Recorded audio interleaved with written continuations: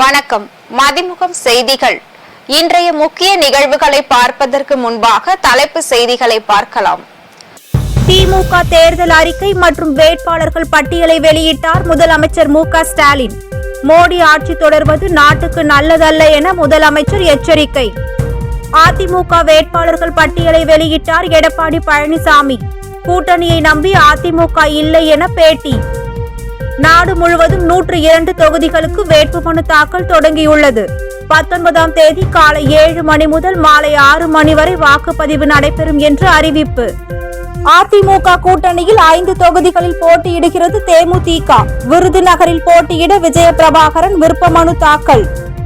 பாஜகவில் மீண்டும் இணைந்தார் தமிழிசை சவுந்தரராஜன். மக்களவை தேர்தலில் போட்டியிட உள்ளதாக தகவல். விரிவான செய்திகள். மக்களவை தேர்தலுக்கான திமுக தேர்தல் அறிக்கையை திமுக தலைவரும் முதல்வருமான மு.க.ஸ்டாலின் வெளியிட்டார். நாடாளுமன்ற தேர்தலை சந்திக்கும் வகையில் திமுகவில் தொகுதி பங்கீட்டு குழு, தேர்தல் ஒருங்கிணைப்பு குழு, தேர்தல் அறிக்கை தயாரிப்பு குழு என்று 3 குழுக்களை முதலமைச்சர் மு.க.ஸ்டாலின் அமைத்தார். திமுக துணை பொதுச் செயலாளர் கனிமொழி எம்பி தலைமையில் தேர்தல் அறிக்கை குழு அமைக்கப்பட்டு தயாரிக்கப்பட்ட திமுக தேர்தல் அறிக்கையை முதல்வர் மு.க.ஸ்டாலின் வெளியிட்டார். அதன்படி சென்னையில் உச்ச நீதிமன்ற கிளை அமைக்கப்படும் என்றும், தேசிய நெடுஞ்சாலைகளில் சுங்கச்சாவடிகள் அகற்றப்படும் என்று திமுக தேர்தல் அறிக்கை சிறப்பு அம்சங்கள் இடம்பெற்றுள்ளன. அதேபோல் டீசல் விலை 65 ரூபாயை ஒட்டி நிர்ணயிக்கப்படும் என்றும், பெட்ரோல் விலை 75 ரூபாயாக நிர்ணயிக்கப்படும் என்று திமுக தேர்தல் அறிக்கை வெளியிட்டுள்ளது. வங்கிகளில் குறைந்தபட்ச தொகை இல்லாமல் வாடிக்கையாளர்களுக்கு விதிக்கப்படும் அபராதம் முற்றிலும் நீக்கப்படும் என்றும், மாணவர்களுக்கான கல்வி கடன் நீக்கப்படும் எனவும் அறிவிக்கப்பட்டுள்ளது. மகளிர் சுய உதவிக்குழுவினருக்கு 10 லட்சம் வரை வட்டியில்லா கடன் வழங்கப்படும் என்றும், மாநிலங்கள் சுயாட்சி பெற சட்ட திருத்தம் கொண்டு வரப்படும் என்று திமுக தேர்தல் அறிக்கை வெளியிட்டுள்ளது. சமையல் சிலிண்டர் விலை 500 ரூபாயாக நிர்ணயிக்கப்படும் என்று திமுக தேர்தல் அறிக்கையில் முக்கிய அம்சங்களை முதலமைச்சர் மு.க.ஸ்டாலின் அறிவித்தார். நிகழ்வில் பேசிய முதலமைச்சர், திமுகவின் தேர்தல் அறிக்கை மட்டுமல்ல, தமிழ்நாட்டு மக்களின் தேர்தல் அறிக்கை என தெரிவித்தார். இந்தியாவை எல்லா வகையிலும் பாஜக அரசு மிக மோசமாக பாழ்படுத்தியதாக குறிப்பிட்ட முதலமைச்சர், கொடுத்த வாக்குறுதிகள் எதையும் பாஜக அரசு நிறைவேற்றவில்லை என்று தெரிவித்தார். தமிழகத்தில் இருக்கக்கூடிய பல்வேறு தரப்பினரை சந்திச்சு அவங்களோட கருத்துக்களை எல்லாம் முழுமையாக கேட்டறிந்து அதையெல்லாம் செயல்படுத்தக்கூடிய திட்டங்களாக மாற்றி தலைமை கழகத்திடம் ஒப்படைச்சிருக்காங்க. எனவே இது திராவிட முன்னேற்ற கழகத்துடைய தேர்தல் அறிக்கை மட்டும் இல்லை, தமிழ்நாட்டு மக்களுடைய தேர்தல் அறிக்கையாக அமைந்திருக்கு. 2014ஆம் ஆண்டு ஆட்சிக்கு வந்த பாசிச பாஜக இந்தியாவை எல்லா வகையிலும் மிக மோசமாக பாழ்படுத்திடுச்சு. கொடுத்த வாக்குறுதிகள் எதையும் பிரதமர் நரேந்திர மோடி தலைமையிலான அரசு நிறைவேற்றல. தனது கையில் கிடைத்த அதிகாரத்தை பாஜக அரசு வீணடித்து விட்டதாக தெரிவித்த அவர், இனியும் மோடி ஆட்சி தொடர்வது நாட்டுக்கு நல்லதல்ல என்று எச்சரித்தார். இந்தியாவில் இருந்த கட்டமைப்புகள் எல்லாத்தையும் சிறுக சிதைச்சிட்டாங்க. தன்னுடைய கையில் கிடைச்ச அதிகாரத்தை பாஜக அரசு வீணடித்து விட்டது என்பதுதான் உண்மை. இனியும் மோடி ஆட்சி தொடர்வது நாட்டுக்கு நல்லதல்ல. நாட்டின் மீது கொண்ட அக்கறையால் பாஜக ஆட்சியை அகற்றியாகணும் என்பதற்கு இந்தியா கூட்டணியை இந்தியா முழுமைக்கும் அமைச்சிருக்கும். மக்களவை தேர்தலில் போட்டியிடும் திமுக வேட்பாளர்களின் பட்டியலை திமுக தலைவரும் முதல்வருமான மு.க.ஸ்டாலின் வெளியிட்டார். தமிழகத்தில் திமுக தலைமையிலான இந்தியா கூட்டணியில் காங்கிரஸ், விசிக, மதிமுக, கம்யூனிஸ்ட், மக்கள் நீதி மய்யம் உள்ளிட்ட கட்சிகள் இடம்பெற்றுள்ளன. இந்நிலையில் மக்களவை தேர்தலில் 21 தொகுதிகளில் போட்டியிடும் திமுக வேட்பாளர் பட்டியலை சென்னை அண்ணா அறிவாலயத்தில் முதலமைச்சர் மு.க.ஸ்டாலின் வெளியிட்டார். அதன்படி மத்திய சென்னையில் தயாநிதி மாறன், வட சென்னையில் கலாநிதி வீராசாமி, தென் சென்னையில் தமிழச்சி தங்கபாண்டியன் போட்டியிடுகின்றனர். அதேபோல் ஸ்ரீபெரும்புதூரில் டி.ஆர். பாலு, அரக்கோணத்தில் ஜெகத் ரட்சகன், வேலூரில் கதிர் ஆனந்த், திருவண்ணாமலையில் அண்ணாதுரை, சேலத்தில் செல்வ கணபதி, ஈரோட்டில் ரமேஷ் போட்டியிடுகின்றனர். தஞ்சையில் முரசொலி, தேனியில் தங்க தமிழ்ச்செல்வன், தென்காசியில் ராணியும் திமுக சார்பில் போட்டியிடுகின்றனர். தர்மபுரியில் மணி, ஆரணியில் தரணிவேந்தன், கள்ளக்குறிச்சியில் மலையரசன், சேலத்தில் செல்வகணபதி, ஈரோட்டில் KE பிரகாஷ், கோவையில் கணபதி ராஜ்குமார், பொள்ளாச்சியில் ஈஸ்வரசாமி, பெரம்பலூரில் அருண் நேரு உள்ளிட்டோர் போட்டியிடுகின்றனர். இம்முறை வெளியான திமுக வேட்பாளர்கள் பட்டியலில் 11 புதியவர்கள், 3 பெண்கள், 2 முனைவர்கள் இடம்பெற்றுள்ளது குறிப்பிடத்தக்கது. தர்மபுரி, கள்ளக்குறிச்சி தொகுதிகளில் திமுக வேட்பாளர்கள் மாற்றம் செய்யப்பட்ட நிலையில் செந்தில்குமார் உள்ளிட்ட திமுக MPக்களுக்கு சீட் மறுக்கப்பட்டதாக கூறப்படுகிறது. மக்களவைத் தேர்தலில் அதிமுக சார்பில் போட்டியிடும் வேட்பாளர்கள் பட்டியலை பொதுச் செயலாளர் எடப்பாடி பழனிசாமி வெளியிட்டார். சென்னை ராயப்பேட்டையில் உள்ள அதிமுக கட்சி அலுவலகத்தில் மக்களவைத் தேர்தலில் போட்டியிடும் 16 வேட்பாளர்கள் அடங்கிய முதற்கட்ட வேட்பாளர்கள் பட்டியலை அக்கட்சியின் பொதுச் செயலாளர் எடப்பாடி பழனிசாமி வெளியிட்டார். அதன்படி சென்னை வடக்கில் ரா மனோகரும், சென்னை தெற்கில் ஜெயவர்தனும், காஞ்சிபுரத்தில் ராஜசேகரும், அரக்கோணத்தில் AL விஜயனும், கிருஷ்ணகிரியில் ஜெயப்பிரகாஷும் அதிமுக சார்பில் போட்டியிடுகின்றனர். ஆரணியில் GV கஜேந்திரனும், விழுப்புரத்தில் பாக்கியராஜும், சேலத்தில் விக்னேஷும், நாமக்கலில் S தமிழ்மணியும், ஈரோட்டில் ஆற்றல் அசோக்குமாரும் போட்டியிடுகின்றனர். மேலும் நாகப்பட்டினத்தில் கர்சி சங்கர், மதுரையில் சரவணன், தேனியில் நாராயணசாமி, ராமநாதபுரத்தில் ஜெயபெருமாள் போட்டியிடுகின்றனர். வேட்பாளர்களின் பட்டியலை வெளியிட்ட பின் செய்தியாளர்களிடம் பேசிய எடப்பாடி பழனிசாமி, புதிய தமிழகம் SDPIக்கு தலா 1 தொகுதி ஒதுக்கீடு செய்யப்பட்டுள்ளதாக அறிவித்தார். அதிமுகவிற்கு செல்வாக்கு அதிகரித்துள்ளதால் வரும் தேர்தலில் அமோக வெற்றி பெறும் என்றும், கூட்டணியை நம்பி அதிமுக இல்லை எனவும் தெரிவித்தார். எந்த இடத்தில் வாக்கு குறைந்தாலும் பொறுப்பானவர் பதில் சொல்ல வேண்டும் என முதலமைச்சர் மு.க.ஸ்டாலின் எச்சரிக்கை விடுத்துள்ளார். திமுக வேட்பாளர்கள் அறிவிப்பு தேர்தல் அறிக்கை வெளியீட்டிற்கு பிறகு மாவட்ட செயலாளர் கூட்டத்தில் முதலமைச்சர் ஸ்டாலின் கலந்து கொண்டு பேசினார். அப்போது ஒரு MLA தொகுதியில் வாக்கு குறைந்தாலும் மாவட்ட செயலாளரும் பொறுப்பு அமைச்சருமே பொறுப்பு ஏற்க வேண்டும் என எச்சரித்துள்ளார். திமுக கூட்டணி கட்சியினர் தோளோடு தோளாக நீண்ட காலமாக கொள்கை உணர்வுடன் பயணிப்பதாக தெரிவித்த அவர், தனிப்பட்ட விருப்பு வெறுப்பை தாண்டி கட்சியோட நலன் முக்கியம் என்று தெரிவித்தார். இந்தியா கூட்டணி பெறப்போகும் வெற்றி சமூக நீதிக்கும் மத சார்பின்மைக்கும் எதிரான கருத்தியல்களை விதைக்கலாம் என்ற எண்ணம் பாஜகவிற்கு கனவிலும் வரக்கூடாது என்று தெரிவித்துள்ளார். மக்களவைத் தேர்தல் தொகுதி பங்கீடு தொடர்பாக அதிமுக தேமுதிக இடையே ஒப்பந்தம் கையெழுத்தானது. அதிமுக வேட்பாளர் பட்டியலை அக்கட்சியின் பொதுச் செயலாளர் எடப்பாடி பழனிசாமி வெளியிட்டிருந்தார். அதில் தேமுதிகவிற்கு 5 தொகுதிகள் ஒதுக்கீடு செய்யப்படும் என அறிவிக்கப்பட்டது. அதன்படி சென்னை ராயப்பேட்டையில் உள்ள அதிமுக தலைமை அலுவலகத்தில் தொகுதி பங்கீடு தொடர்பாக தேமுதிக பொதுச் செயலாளர் பிரேமலதா விஜயகாந்துடன் எடப்பாடி பழனிசாமி ஒப்பந்தம் மேற்கொண்டு இருவரும் கையெழுத்திட்டனர். அதில் தேமுதிகவிற்கு திருவள்ளூர், மத்திய சென்னை, கடலூர், விருதுநகர், தஞ்சாவூர் ஆகிய தொகுதிகள் ஒதுக்கப்பட்டுள்ளன. இதற்கிடையே மக்களவைத் தேர்தலில் தேமுதிக சார்பில் விருதுநகர் தொகுதியில் போட்டியிடுவதற்காக விஜயகாந்த் மகன் விஜய பிரபாகரன் விருப்ப மனு தாக்கல் செய்துள்ளார். விருப்ப மனுவை தேமுதிக பொதுச் செயலாளர் பிரேமலதா விஜயகாந்திடம் விஜய பிரபாகரன் வழங்கினார்.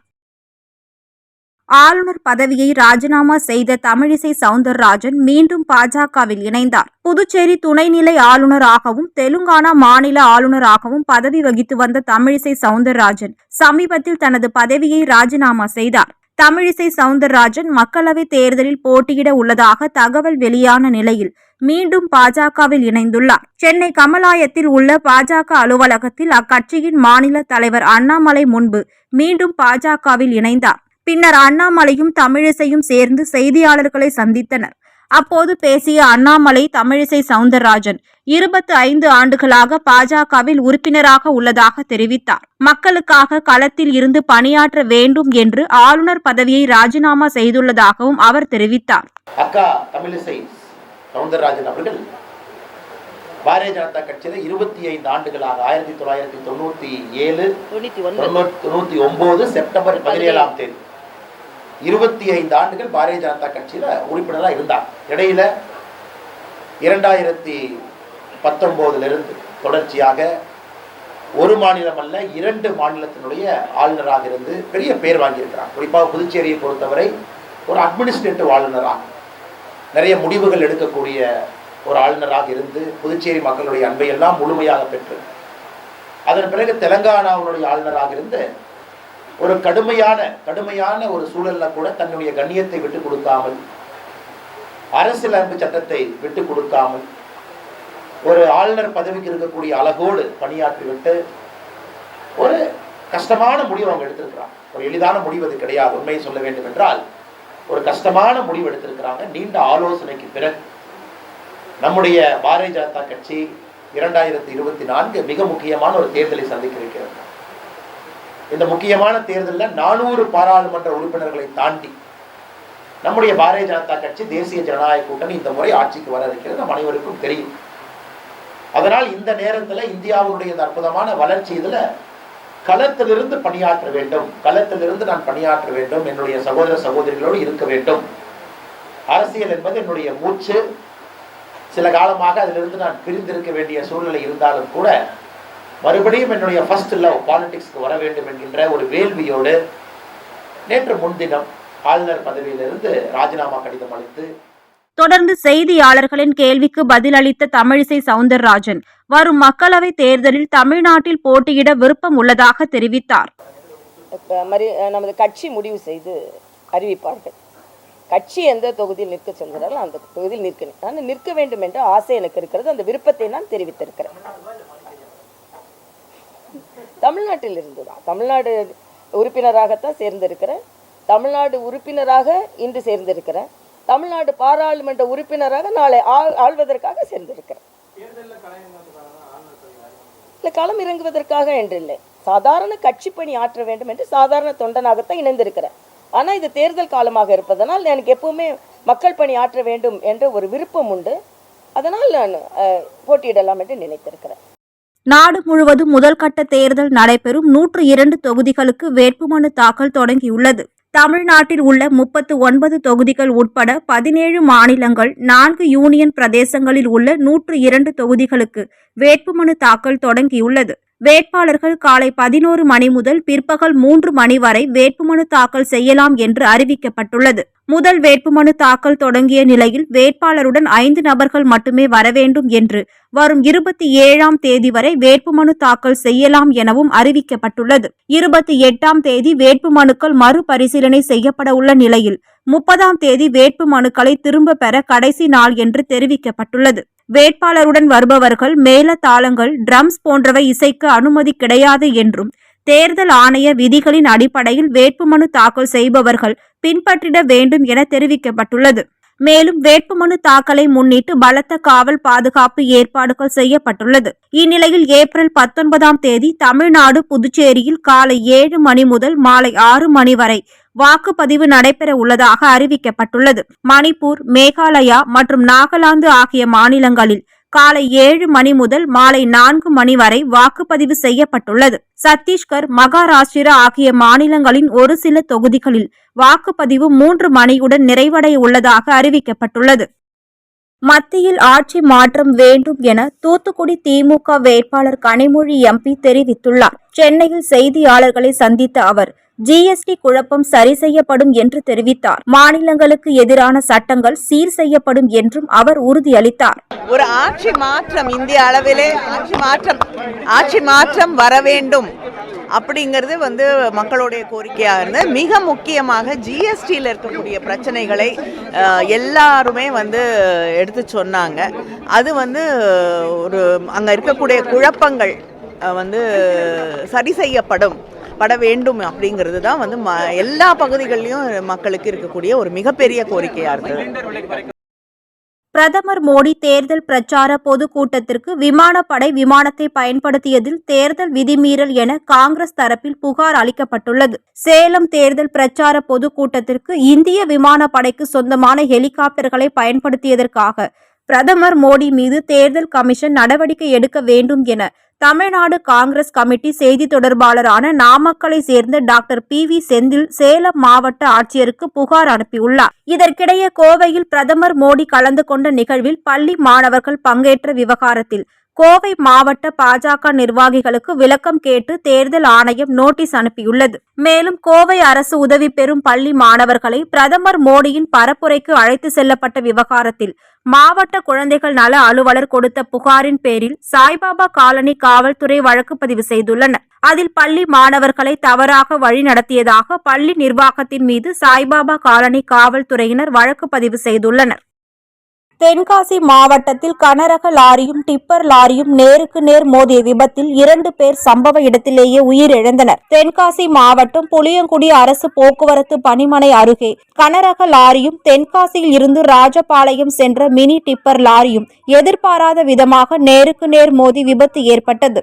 இந்த விபத்தில் டிப்பர் லாரி ஓட்டுநர் முத்துக்குமார் மற்றும் கணேஷ்குமார் சம்பவ இடத்திலேயே பரிதாபமாக உயிரிழந்தனர். இந்த விபத்து குறித்து தகவல் அறிந்து வந்த காவல்துறையினர் விபத்தில் உயிரிழந்தவர்களின் உடலை மீட்டு அரசு மருத்துவமனையில் பிரேத பரிசோதனைக்காக அனுப்பி வைத்தனர். மேலும் கனரக லாரி ஓட்டுநர் சதீஷ் என்பவரை கைது செய்து விசாரணை நடத்தி வருகின்றனர்.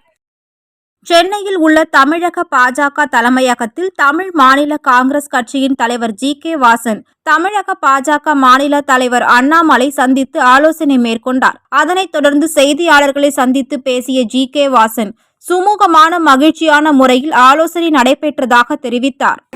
பாரதிய ஜனதா கட்சியினுடைய மரியாதைக்குரிய மத்திய பொறுப்பாளர்கள் தேர்தல் குழுவைச் சேர்ந்த மரியாதைக்குரியவர்களோடு தமிழ் மாநில காங்கிரஸ் கட்சியினுடைய தலைவர் என்ற முறையிலே நானும் என்னுடைய மரியாதைக்குரிய மூத்த முன்னணி தலைவர்களும் கலந்து பேசினோம். பிறகு நான் அவர்களோடு தனியாக கலந்து பேசினேன். மிக சுமூகமான முறையிலே மகிழ்ச்சியான முறையிலே இந்த கூட்டம் முடிந்தது, ஆலோசனை முடிந்தது. பல்வேறு மாவட்டங்களில் நடைபெற்ற தகவல்களை களத்தில் மதிமுகம் பகுதியில் பார்க்கலாம்.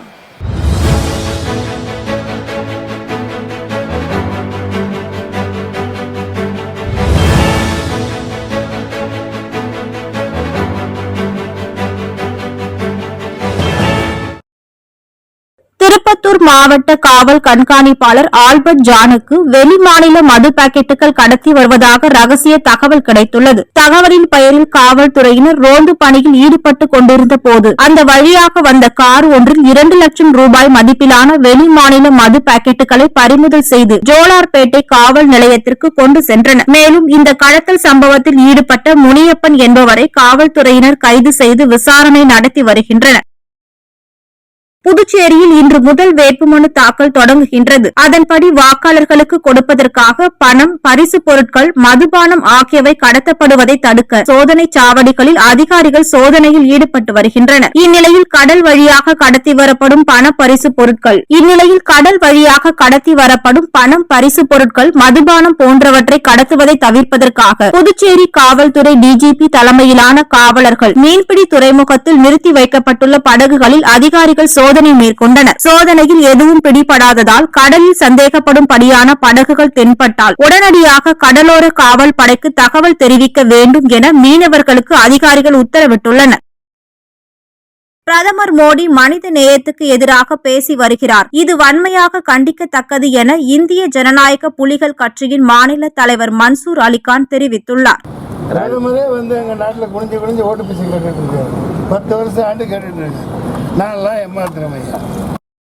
திருப்பூர் தெற்கு சட்டமன்ற தொகுதிக்கு உட்பட்ட காங்கயம் பகுதியில் தேர்தல் கண்காணிப்பு குழு அதிகாரிகள் வாகன சோதனையில் ஆவணங்கள் எதுவும் இல்லாமல் எடுத்து வந்த 48 லட்சம் ரூபாயை பறிமுதல் செய்து மாநகராட்சி ஆணையர் பவன்குமாரிடம் ஒப்படைத்தனர். அதனைத் தொடர்ந்து மயிலாடுதுறை மாவட்டம் கொள்ளிடம் சோதனை சாவடியில் 1,33,600 ரூபாயை உரிய ஆவணங்கள் இன்றி எடுத்து சென்றதால் அவற்றை பறிமுதல் செய்து சீர்காழி வட்டாட்சியர் இளங்கோவனிடம் ஒப்படைத்தனர். அதேபோல் திருப்பூர் அவிநாசியை சேர்ந்த நகைக்கடை ஊழியர் கலையரசன் என்பவர் உரிய ஆவணம் இல்லாமல் எடுத்து சென்ற 2,75,000 ரூபாய் பணத்தையும் 5 தங்க நாணயங்களையும் தேர்தல் கண்காணிப்பு குழு அதிகாரிகள் பறிமுதல் செய்து திருப்பூர் மாநகராட்சி ஆணையரும் தேர்தல் அலுவலருமான பவன்குமாரிடம் ஒப்படைத்தனர். வேலூர் மாவட்டம் காட்பாடி அருகே தேர்தல் பறக்கும் படையினர் வாகன சோதனையில் ஈடுபட்டிருந்த போது 5 லட்சம் ரூபாய் பணத்தை பறிமுதல் செய்து காட்பாடி வட்டாட்சியர் அலுவலகத்தில் ஒப்படைத்தனர். மதுரையில் நாடாளுமன்ற தேர்தலில் வாக்களிப்பது குறித்து பொதுமக்களுக்கு விழிப்புணர்வு ஏற்படுத்தும் வகையில் பதாகைகளை ஏந்தியும் போட போரும் ஓட்டு வாங்க மாட்டோம் நோட்டு என்ற கோஷங்களுடன் வாக்களிப்பது நமது உரிமை நமது கடமை என்ற கோஷங்களுடன் பேரணியாக சென்றனர். இந்த விழிப்புணர்வு பேரணியில் திருப்பரங்குன்றம் சட்டமன்ற தொகுதி ARO ரவிக்குமார், வட்டாட்சியர் சரவணன், உதவி வட்டாட்சியர் கௌரி சங்கர், கிராம உதவியாளர்கள் பலர் கலந்து கொண்டனர்.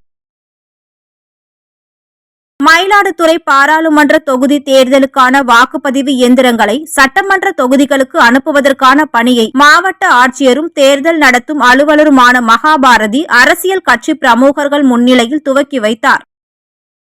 மதுரை காமராஜர் சாலையில் வாகன சோதனையின் போது அப்பகுதியில் சந்தேகப்படும் வகையில் நின்று கொண்டிருந்த ஆட்டோவை அவர்கள் சோதனை செய்தனர். அதில் தலா 35 கிலோ எடை கொண்ட 1050 கிலோ ரேஷன் புழுங்கல் அரிசி 30 மூட்டைகளில் பதுக்கி வைக்கப்பட்டிருப்பது தெரிய வந்தது. இதில் அரிசி மூட்டைகளை வெளி மாநிலங்களுக்கு லாரியில் கடத்தி செல்வதற்காக ஆட்டோவில் எடுத்துக்கொண்டு வந்திருப்பதாக கூறியுள்ளனர். இதையடுத்து வழக்கு பதிவு செய்த காவல்துறையினர் கார்த்திகேயனை கைது செய்தனர்.